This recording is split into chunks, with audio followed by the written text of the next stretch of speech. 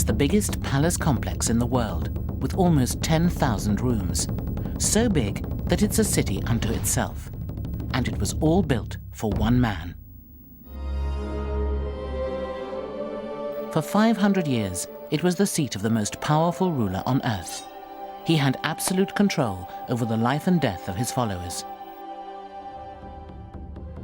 Until the 20th century, entry to the inner precincts was prohibited to all males except the emperor and eunuchs. Trespassers in this palace met one fate: death. Even the name of the palace inspired fear. 24 Chinese emperors called it home, but their subjects called it the Forbidden City. Today, its long closed doors open as we go deep inside China's Forbidden City.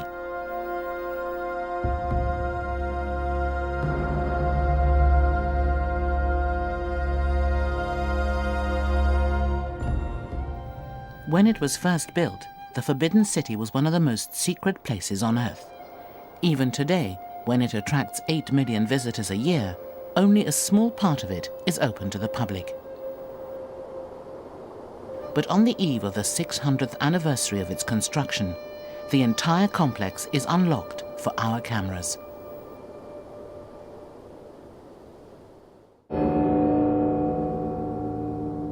Between 1407 and 1420, up to 1 million convict and conscript laborers did the heavy work, while 100,000 skilled craftsmen completed the fine detail. It's the biggest palace complex still standing in China. And it had to be big, because it was the home of a god.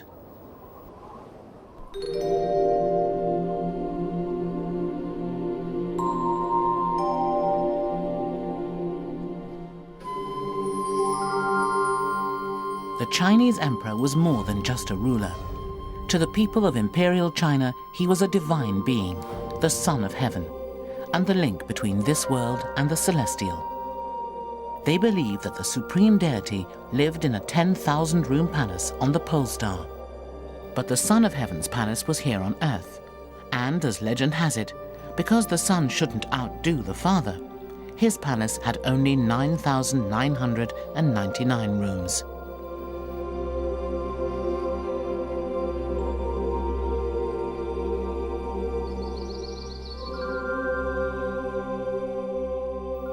As the son of heaven, the Chinese emperor's actions were said to make the sun rise and the crops grow. His palace, the Forbidden City, was both the seat of government and a sacred place.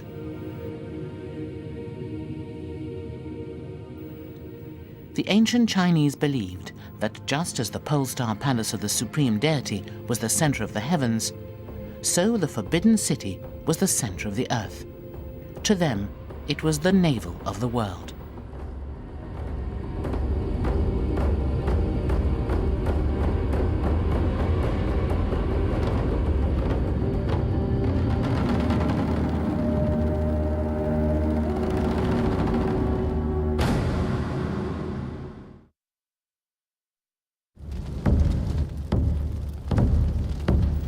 The start of the 15th century was a chaotic time in China. And at the heart of that chaos was a prince named Zhu Di.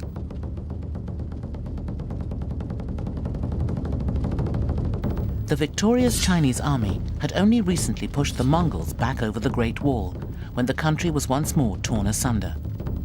Zhu Di, the prince from the north, rebelled against the emperor in the south. Zhu Di seized the throne, but his troubles were far from over. Although he had conquered the capital, Nanjing, he still had powerful enemies there.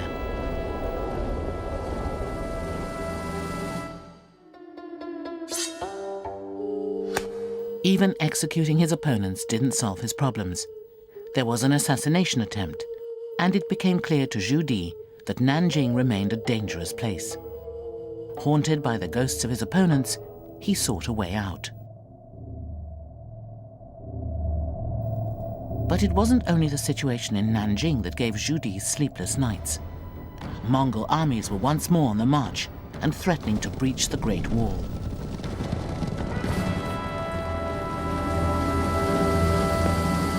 So Zhu Di found a radical solution to both his problems. He abandoned Nanjing and created a new capital, Beijing, in the north. It was a massive undertaking. By the time it was done, millions of people had moved to Beijing and built one of the greatest cities of all time. Zhu Di was a ruthless but gifted ruler and a megalomaniac. He never did anything small. At the same time as he started building the new capital, he equipped a huge armada of ships to sail the western seas.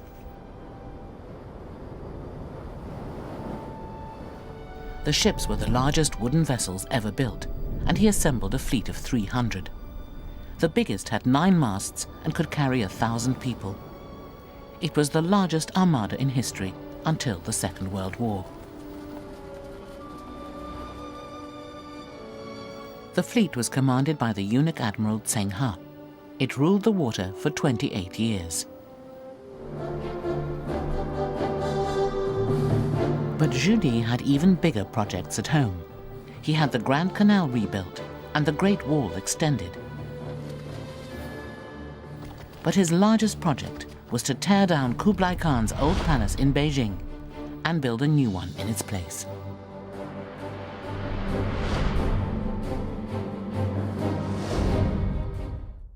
The heirs of Genghis Khan had lived in Beijing for almost 100 years. But the old palace wasn't good enough for Zhu Di. He had it razed to the ground to make way for the new one.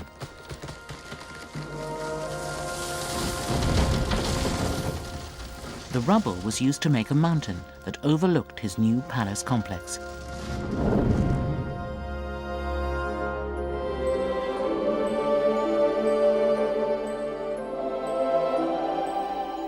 The construction of the new palace took 14 years. By the time it was done, it was said to have 1,000 buildings and more than 9,000 rooms. For 500 years, its name would be spoken with awe.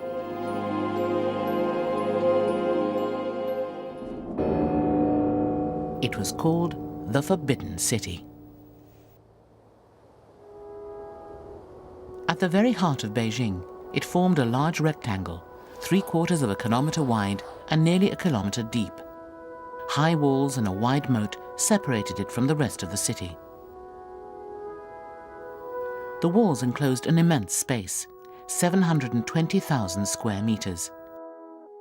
55 Buckingham Palaces, or more than 100 football pitches, could fit inside its grounds.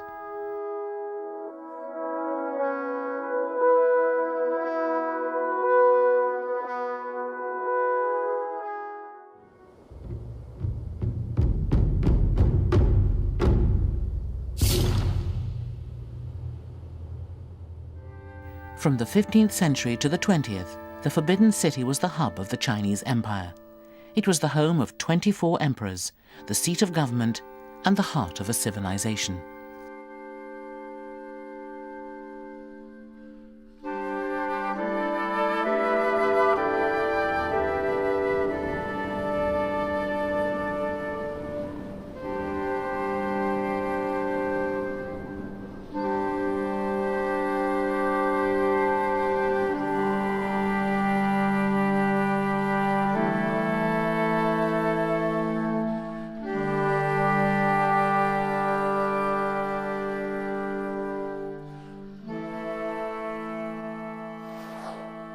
The Forbidden City was a city within a city.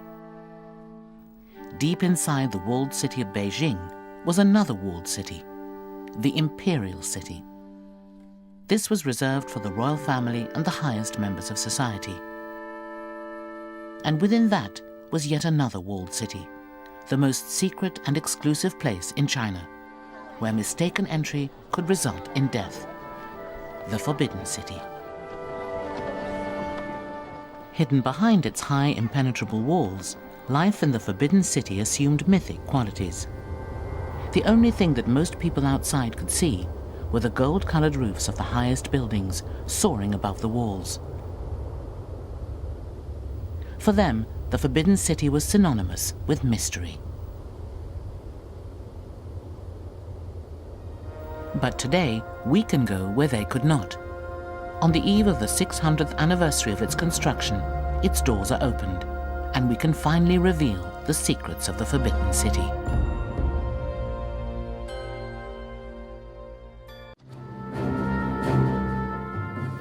In 1407, Europe was recovering from the plague. The Aztecs in Mexico were building an empire, and in Beijing, preparations had begun on the Forbidden City. It would take almost 10 years just to gather the necessary building materials and assemble the workers.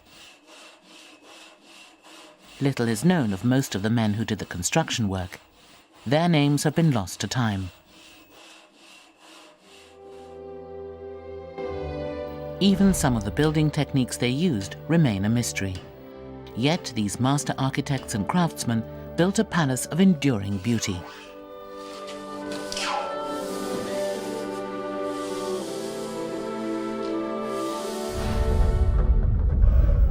The Forbidden City was the largest wooden palace complex in the world. At its heart were the three great halls, standing on high white marble terraces that raised them more than 2 stories above the courtyard.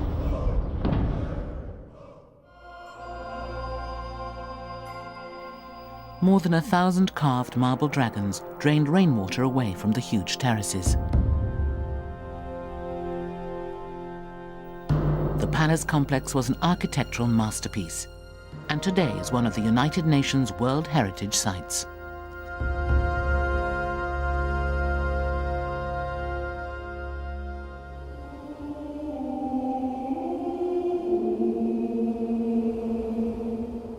The Forbidden City was conceived on a grand scale. Visitors had to walk down a majestic ceremonial avenue just to get to it. On the way, they passed through 3 gates. Today, the most famous of these is Tiananmen Gate, but even larger was the Meridian Gate, which pierced the wall that surrounds the Forbidden City.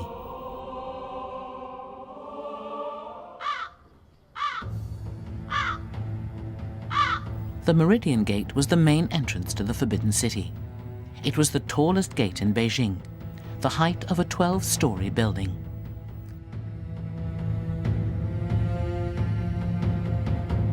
The Hall of Supreme Harmony was the most important building in the Forbidden City, and at half the size of a football pitch, it was also the biggest, sitting on 3 white marble terraces. Like all the buildings in the Forbidden City, it was made of wood.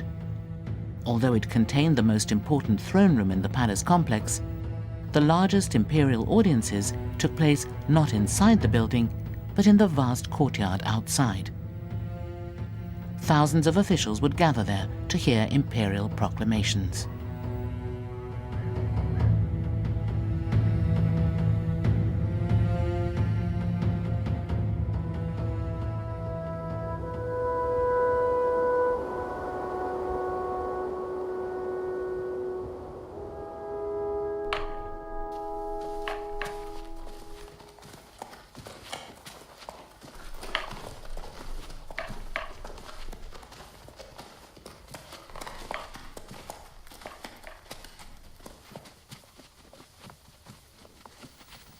Audience days would begin in the dead of night. Government officials, called mandarins, would start to gather at 3 a.m.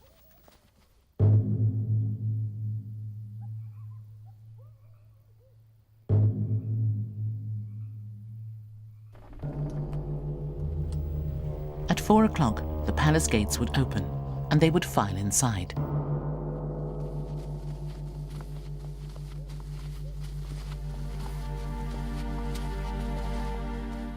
Although they were the highest officials in the land, they would walk in near silence. There were heavy penalties for talking, coughing, or spitting.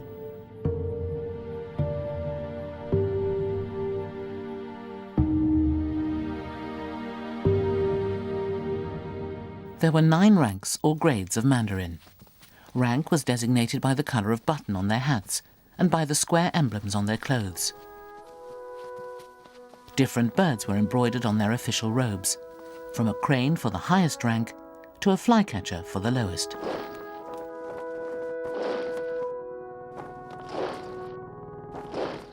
Conscientious emperors took audience days very seriously. But not all emperors were conscientious. On one occasion, a notoriously dissolute emperor failed to show up at all. His mandarins waited all day before the assembly was finally cancelled. Hungry and thirsty, they were in such a rush to finally leave that one of the ministers was crushed to death.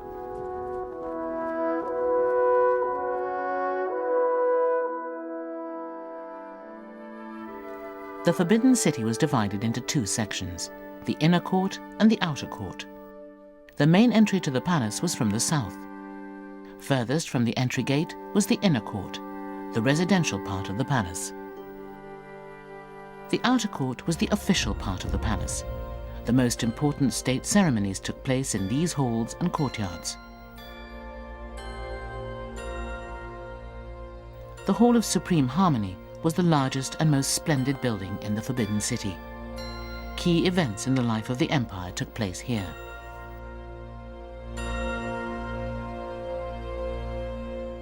Behind the Hall of Supreme Harmony was the smaller, square-shaped Hall of Middle Harmony, and behind that was the Hall of Preserving Harmony.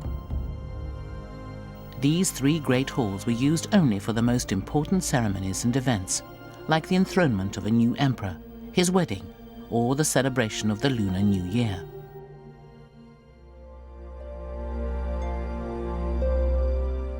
The vast Hall of Supreme Harmony's own history was less than harmonious. Disaster struck the hall with alarming regularity.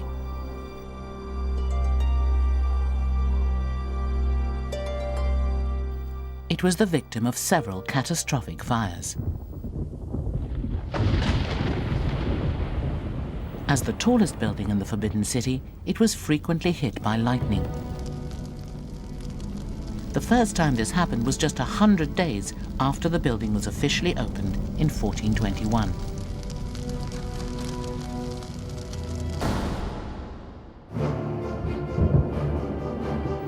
The building sat a burnt-out shell for 18 years before it was restored.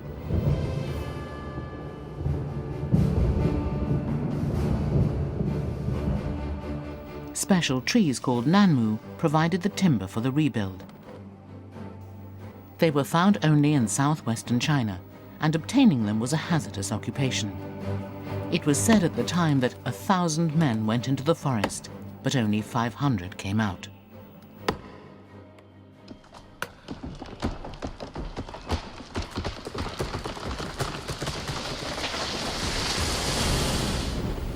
Monsoon rains were used to float the logs down from the mountains. In one famous legend, a nanmu log crashed into a boulder with a sound like thunder, smashing the rock to pieces.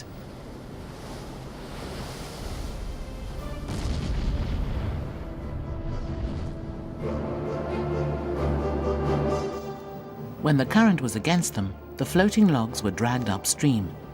The journey of a single log could take up to 4 years.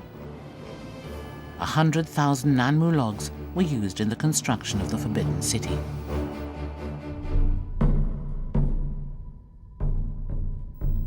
Nanmu wood was the most important building material. Each of the pillars that formed the main supports of the Hall of Supreme Harmony was hewn from a single tree.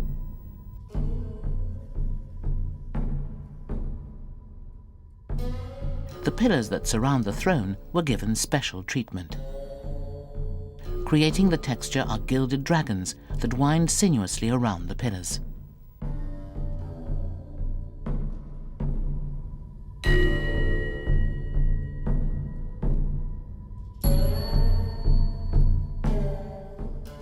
The Forbidden City had many throne rooms, but the grandest was in the Hall of Supreme Harmony, where both the hall and the throne were heavily decked out in gold. The throne was made of gilded rosewood and surrounded by incense burners and perfumers.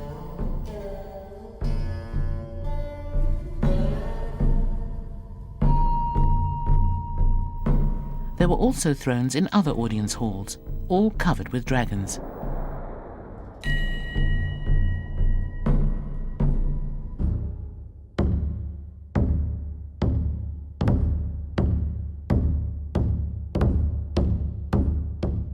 Images of dragons could be found throughout the Forbidden City, appearing high overhead and underfoot, on roofs, ceilings, walls, and pavements, and on thrones, furniture, and carpets, even on the emperor's dishes and clothes.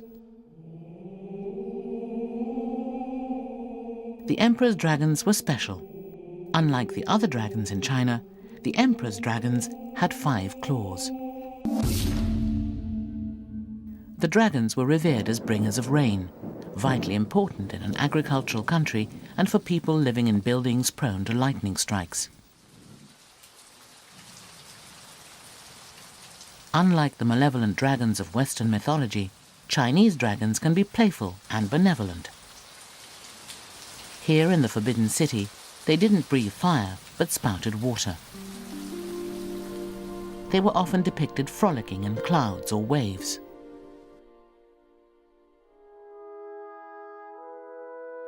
In front of the Hall of Preserving Harmony was one of the marvels of the Forbidden City.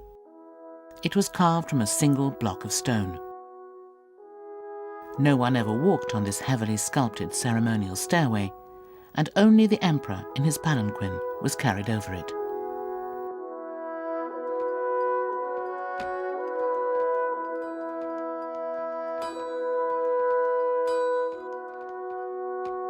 It would have taken enormous skill to hew the huge stone slab out of the earth. But that was the easy part. The real challenge was moving it to Beijing.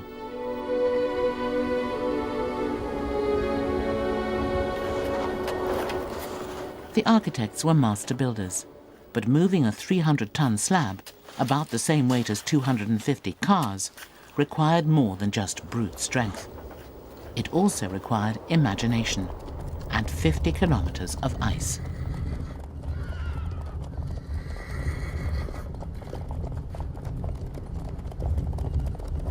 In 1420, there was no vehicle big enough or strong enough to carry the stone slab, and it was so heavy that rollers put under it would sink into the ground. So the engineers came up with an ingenious solution. They moved the slab in the dead of winter, and not just over the frozen ground, but on a sheet of ice. Every half-kilometer they dug a well and spread the water onto the road. Then 20,000 men and horses dragged the slab over the ice that formed. Even so, it took them 28 days to make the 50-kilometer journey from the quarry to Beijing.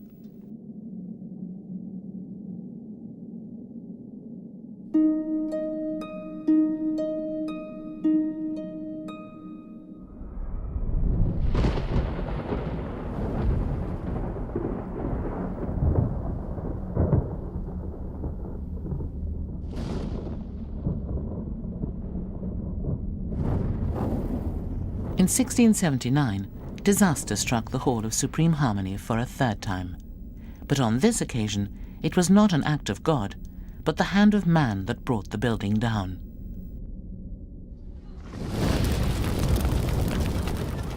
Twice before the hall had been struck by lightning and burnt to a cinder. But the 3rd fire was ignited by careless kitchen eunuchs, and there was nothing anyone could do to quell the raging inferno. The 6 eunuchs who caused the fire paid with their lives.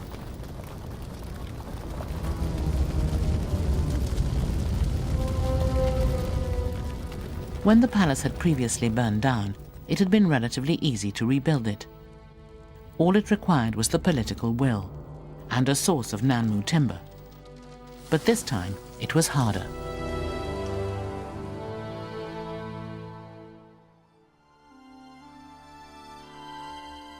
"80 years had passed since the last fire, such a long time that no one remained who could remember how to make the puzzle-like brackets that locked the beams in place. The palace archive was scoured. Even the emperor himself tried to solve the puzzle. But the secret of how to build the complicated structure had been lost to time. Eventually, a commoner provided the solution. He was an old man in his 70s, but for more than 40 years he'd labored in the construction department of the Forbidden City. He created a model of the hall that revealed the secret of the interlocking brackets. When that model was scaled up, to the surprise and delight of all, The design worked perfectly.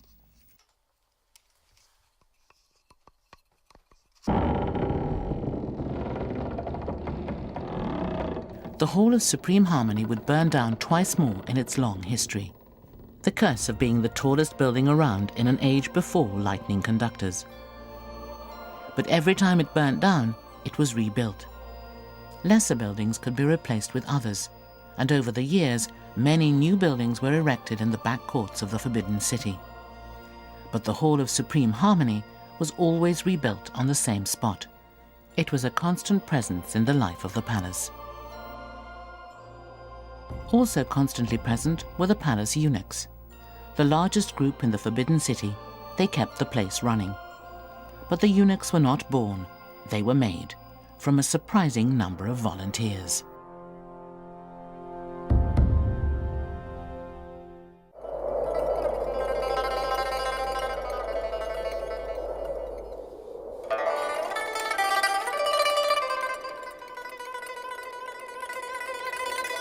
The Forbidden City was frequently swamped with eunuchs.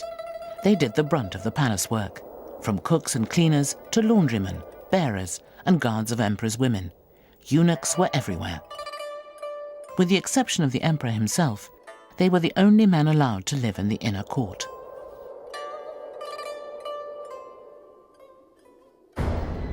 Until the 15th century, many eunuchs were prisoners of war who had been forcibly castrated. Adult male captives were usually executed, but captive boys had both the scrotum and the penis removed. If a boy survived this operation, he was allowed to become a palace servant. Some upwardly mobile boys even put themselves forward for castration, or were volunteered by their penniless parents. One eunuch described his reasons for doing this. It seemed a little thing to give up one pleasure for so many. By suffering that small change, I could be sure of an easy life in surroundings of beauty and magnificence.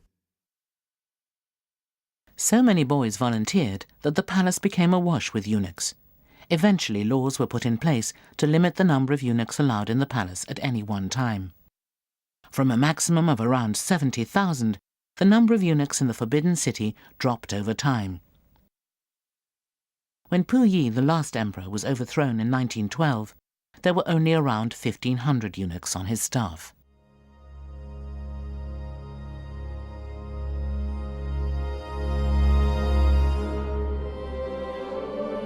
But despite the size of his entourage, the emperor must have had a lonely job. His was a role of breathtaking complexity. He was the moral leader of the nation, statesman, legislator, supreme judge, administrator, commander of the army, patron of art, and chief examiner. He sat at the apex of a huge bureaucracy. Although thousands of mandarins reported to him, he had the final say. The government produced a relentless flow of written documents. Literacy and good handwriting were the keys to a job in the government.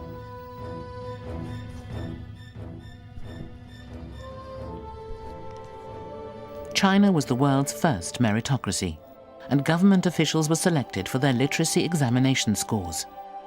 Exams for the top offices were held every third year. This is the list of successful candidates.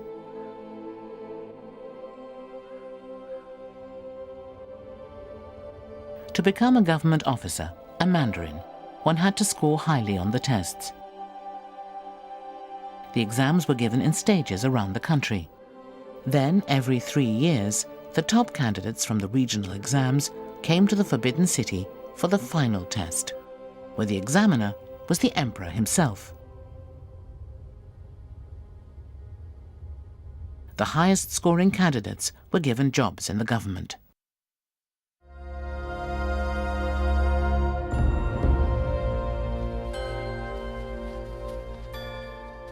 One examination candidate recalled his feelings as he waited to hear the exam results. It was a little cold that day. Just before dawn, I knelt with the other candidates on the ground in front of the Hall of Supreme Harmony to wait for the results. The day before, there had been a lot of gossip about who did best, and I would lost all hope. When the results were read out, I'd heard that the top candidate was none other than me. Whenever my name was called, a fanfare was played. I couldn't believe my ears, and I didn't dare to step forward. But in the end, a protocol officer dragged me out of the line. The emperor gave me a prize, and I was carried out of the palace through the emperor's own gate.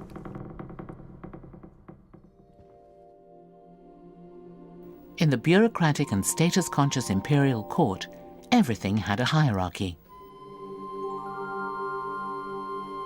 Mandarins and concubines were graded, and even buildings were ranked.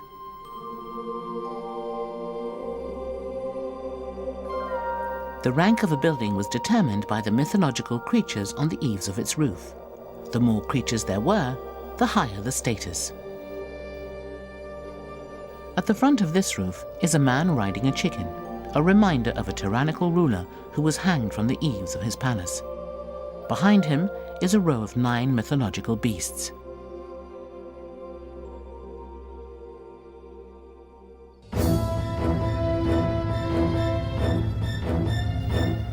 In the 18th century, the multiple ranks of Mandarin sorely taxed the patience of one great emperor.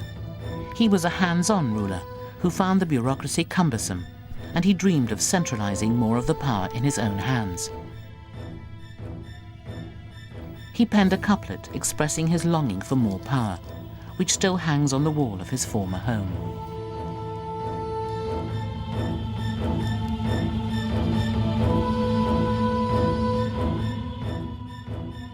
He may even have put his words into action. Some people claim that he practiced what he preached and used a secret passage that allowed him to bypass the bureaucrats. This mysterious gap between the palace and the government office is rumored to have been a private passage, his own personal shortcut to his government ministers.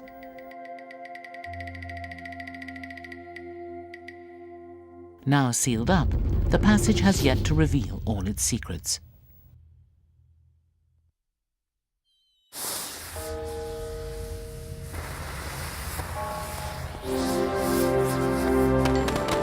The Chinese New Year is the most joyous time of year here.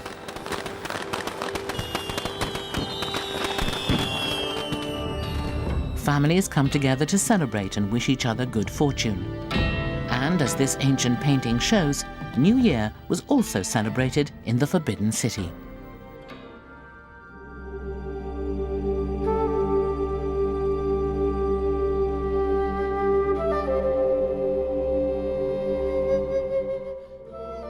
The Forbidden City was more than just the seat of government. It was also the home of the emperor and his family. Hidden deep within its walls, the inner court was the most private part of the palace complex. It was the domestic heart of the empire.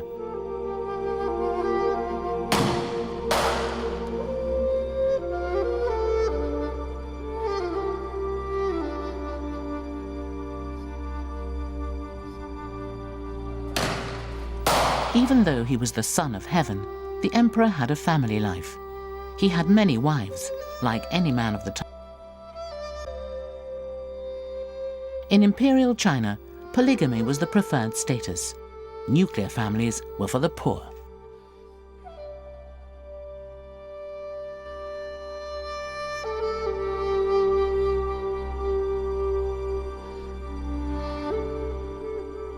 The inner court was located in the northern third of the Forbidden City. This was the woman's realm, the female private part of the palace. Its densely packed courtyards were separated from the wide spaces and great halls of the public male part by a wall. No man could enter the women's realm of the inner court without the emperor's permission, except, of course, the eunuchs.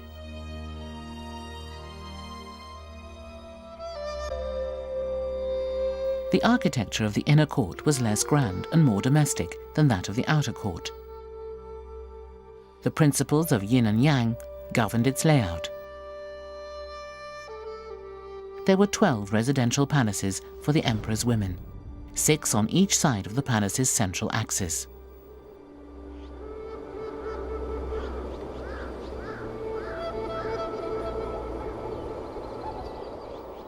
Between the 6 east and 6 west palaces lay the most important buildings of the inner court. Called the 3 rear palaces, they mirrored the 3 great halls of the outer court. The largest of the rear palaces was the emperor's residence, and the second largest, the residence of the empress.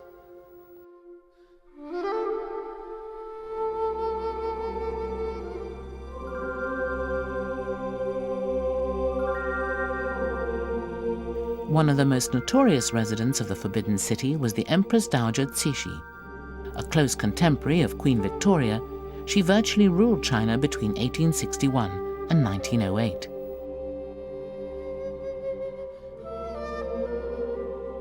Cixi was a middle-ranking concubine who had borne the emperor his only son. But her good fortune was a tragedy for China. She exercised power for almost 50 years, first as a favorite concubine, and then, when her husband the emperor died, by controlling her young son and nephew when they ascended the throne. On her 50th birthday, Cixi spent 6 million silver taels redecorating her palace, the equivalent of more than $80 million in today's money. Her daily routine was highly extravagant. Every morning her female attendants would greet her, proclaiming, "May luck be with you, venerable ancestor." Then they made her bed and brought her a silver basin of hot water. To ease the joints in her hands, Cixi wrapped them in hot towels and soaked them in the hot water for so long that it had to be replenished several times. After that, a hot towel was placed on her face to reduce wrinkles. A eunuch was then called in to brush her hair, paint her eyebrows, powder her face, and rouge her cheeks. Then Cixi would smoke 2 pipes of dipping snuff and drink a cup of milk tea. She was partial to drinking human milk and cow's milk, and thought them both tonics for youth.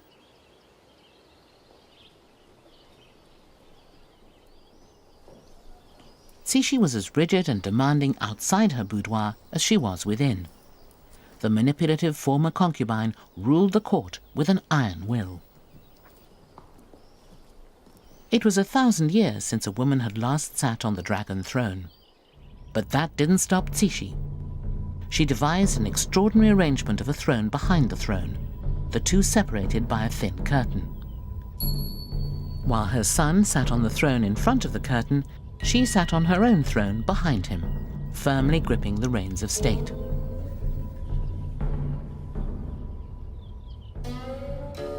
Cixi was the power behind the throne, literally.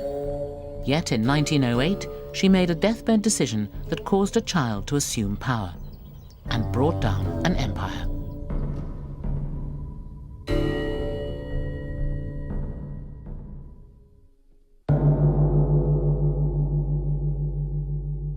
There were many women in an emperor's life. In addition to an empress, he also had consorts and concubines. This was because the emperor's most important official duty was to produce a son and heir, by any means necessary. So rather than place all his eggs in one basket, most emperors had several wives. The 17th century Emperor Kangxi, a contemporary of William Penn, the father of Pennsylvania, and the Sun King Louis XIV of France, ruled China for 60 years, with 38 official wives, plus another 17 unofficial ones. The relatively selfless Guangxu had just 1 empress and 2 concubines, although he died young, so may not have reached his full complement.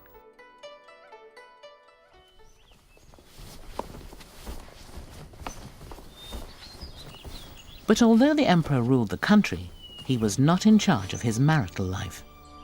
The woman he favored most wouldn't necessarily become his empress. Wives and concubines were often selected because of politics, not passion. And there were many to choose from. Girls aged between 13 and 17 would be presented to the court for selection. But it was not a simple beauty contest. During Cixi's reign in the 19th century, Neither good looks nor personality ranked highly in the selection criteria. What was really important was breeding, and breeding potential. The number one selection was given a scepter and became empress. The other girls chosen were given purses, and they became consorts and concubines. In a strict hierarchical structure, wives came in 9 ranks. There was 1 empress, 1 imperial consort, 2 high consorts, 4 consorts, 6 imperial concubines, 8 worthy ladies, and unlimited numbers of the lower 3 ranks. In 1922, the last wedding was held in the Forbidden City. It was the final throw of the imperial dice. The future depended on how things went in the imperial bedchamber. Things couldn't have gone more wrong.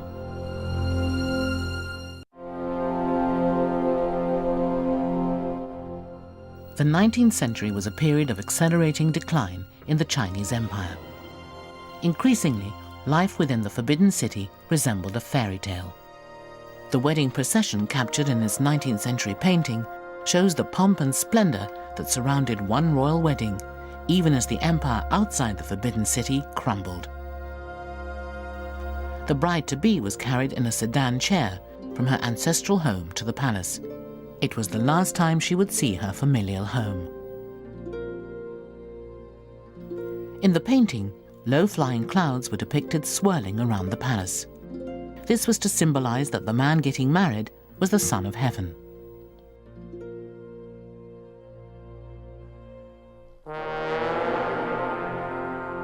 The last wedding to take place in the Forbidden City wasn't nearly as grand. In 1922, the last emperor, Pu Yi, was a virtual prisoner in the decaying palace. Just 16 himself, he was marrying a 17-year-old girl selected from a photograph. Double happiness characters festooned the wedding chamber, anthropomorphic figures that resembled a happy couple holding hands. Every surface of the room was covered with these images to promote a successful wedding night. But in fact, the night was a disaster. Pu Yi described the fiasco in his autobiography. It was unfurnished, except for the bed platform which filled about a quarter of it, and everything was red. When we had drunk the nuptial cup and eaten some sons' and grandsons' cakes, and entered this dark room, I felt stifled. The bride sat down on her bed, her head bent down. I looked around me and saw that everything was red. Red bed curtains, red pillows, a red dress, a red skirt, red flowers, and a red face. It all looked like a melted red candle. I did not know whether to stand or sit, decided I preferred my own room, and went back there. It wasn't only the last emperor who lived by himself. No matter how many women he had in his life, the emperor in the Forbidden City always lived alone. His empress and concubines lived in separate palaces. Emperors weren't in control of their own love lives. As if they were prize bulls, racehorses, or show dogs, others decided when they should mate. Astrologers would pick auspicious days for procreation. Yet even then, the emperor and his wife would not spend the entire night together. Eunuchs would hustle the concubine out of the bedchamber when the emperor's duty was done. It was their responsibility to ensure that the emperor woke alone, fresh for the next day's work.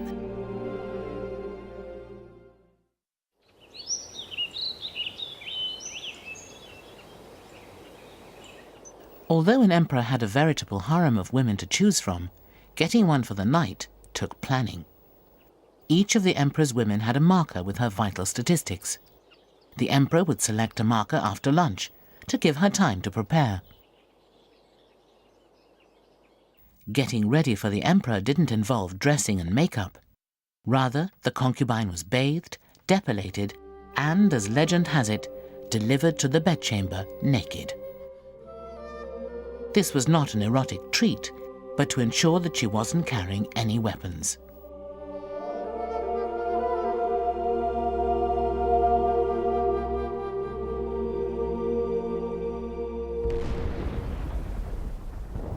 It was big guns that finally brought down the dynasty. In the 20th century, a tidal wave of revolution rolled over the country. The imperial system was finally swept away.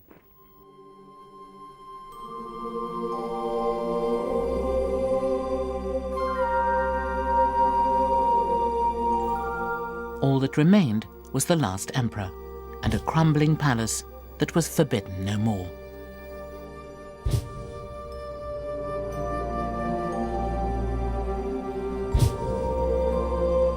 In 1924, the last emperor was expelled from the palace, and the buildings began a new life with a new name, the Palace Museum.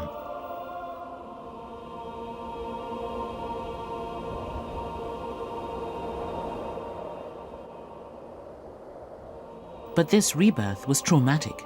The palace's very survival was at stake. Years of war and neglect had left the palace in ruins. Today, a mammoth project is underway to restore the palace to its former glory. But as the old is repaired, what new secrets will be uncovered?